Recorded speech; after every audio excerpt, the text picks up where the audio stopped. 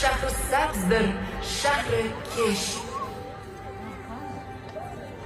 Oyday to'lin bu yurtda, ko'hna so'lin bu yurtda, yuksalgan ochiq chiroy, afsonaviy oq saroy. Obidaki sochgan nur, me'mori Amir Temur, faxrlanib so'ng chunon, so'z dedi sohqiron. Qudratimizga nogoh, shubha qilsa qayg'umroq, biz qurdirgan imorat, unga bo'lmaydir ibrat.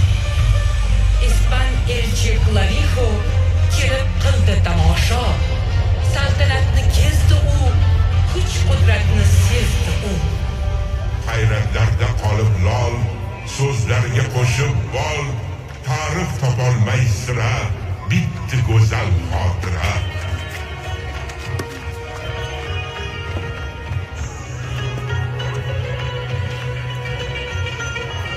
Buxoro jonga oro, jumla jahonga oro. Qadim hamda navqiron, ziyo sochgan nur makon. Odamga bo'lgan manzur, olamga bo'lgan mashhur. Savdo, hunarda a'lo, ilmu iymonda beshvo.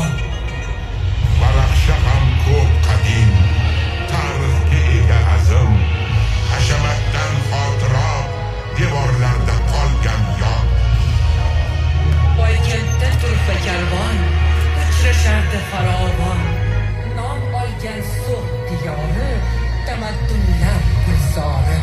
Buxoro nur beshigi, Turon zamin eshigi, shon shuhrati yarashgan, Rumu Makka talashgan. Quyosh tilloh keltirar, qadim imlo miltirar, gumbazida nur chiroy, minorida yulduz oy. Qur'on nuri yaraldi, olam uzra taraldi. Asr o'tib Buxoro dunyoga berdi daho.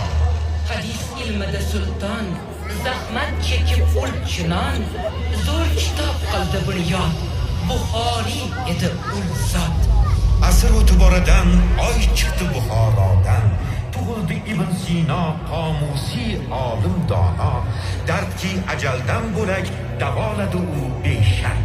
Aqlga aylab xitob, bitta ulug'vor kitob, deb qonunlari hamon, o'tsa ham keyingi zamon, ko'mak berib beminnat, el yurtga qilar xizmat.